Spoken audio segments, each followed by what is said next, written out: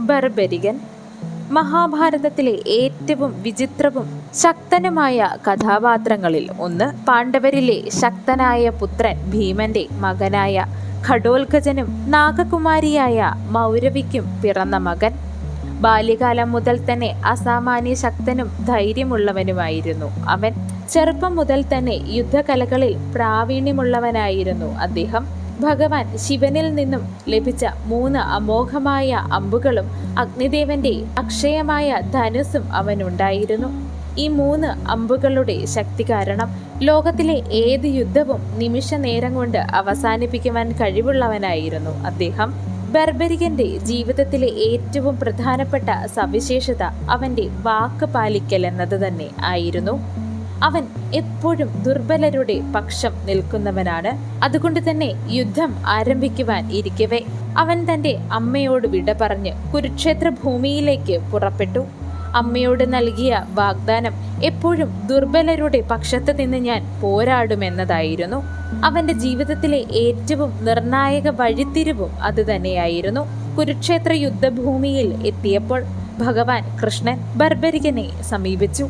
അദ്ദേഹത്തിന്റെ ശക്തിയും വാഗ്ദാനവും മനസ്സിലാക്കിയ കൃഷ്ണൻ ഒരു പരീക്ഷണത്തിനായി ഒരു വൃക്ഷത്തിന്റെ ഇലകളെ അമ്പുകൊണ്ട് അളക്കുവാൻ പറഞ്ഞു. ബർബരികൻ ഒരു അമ്പുകൊണ്ട് എല്ലാ ഇലകളെയും അടയാളപ്പെടുത്തി. കൃഷ്ണന്റെ കാൽച്ചുവട്ടിൽ വീണ കിടന്ന ഒളിപ്പിച്ചു വെച്ചിരുന്ന ഒരു ഇല പോലും വിട്ടുകളയാതെ അവൻ അളന്നു. അതിലൂടെ ബർബരികന്റെ അതിശക്തി തെളിഞ്ഞു.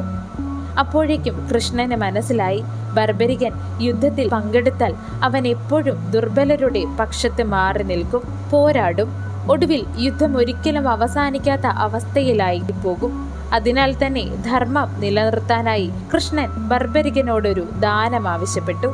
അവന്റെ ശിരസ് തന്നെയായിരുന്നു അത്. വാഗ്ദാനം പാലിക്കുന്നവനായ ബർബരികൻ അത് സമ്മതിച്ചു. തന്റെ ശിരസ് കൃഷ്ണന് ദാനമായി നൽകി. ബർബരികന്റെ ശിരസ് യുദ്ധഭൂമിയുടെ ഒരു ഉയർന്ന സ്ഥലത്ത് സ്ഥാപിച്ചു. മുഴുവൻ മഹാഭാരത യുദ്ധവും അവൻ അവിടെ സാക്ഷിയായിരുന്ന് കണ്ടു. യുദ്ധം കഴിഞ്ഞ ശേഷം പാണ്ഡവർ ആരാണ് യുദ്ധം ജയിച്ചതെന്ന് ചർച്ച ചെയ്യുമ്പോൾ ബർബരികന്റെ ശിരസ് പറഞ്ഞത്, ഈ യുദ്ധത്തിൽ ജയിച്ചത് കൃഷ്ണനാണ്. അദ്ദേഹത്തിന്റെ ചക്രവും ദൈവിക ശക്തിയും കൊണ്ടാണ് എല്ലാം സംഭവിച്ചത് എന്നായിരുന്നു. ബർബരികന്റെ വിവാഹത്തെക്കുറിച്ചും മക്കളെക്കുറിച്ചും മഹാഭാരതത്തിൽ വ്യക്തമായ വിവരങ്ങൾ ഒന്നും തന്നെ കാണാനില്ല. ചില പ്രാദേശിക കഥകളിലും വിശ്വാസങ്ങളിലും അദ്ദേഹത്തിന്റെ വിവാഹം നടന്നതായി പറയുന്നുണ്ട് എങ്കിലും അവയ്ക്ക് ശക്തമായ ചരിത്രപരമായ തെളിവുകളൊന്നും തന്നെ ഇല്ല.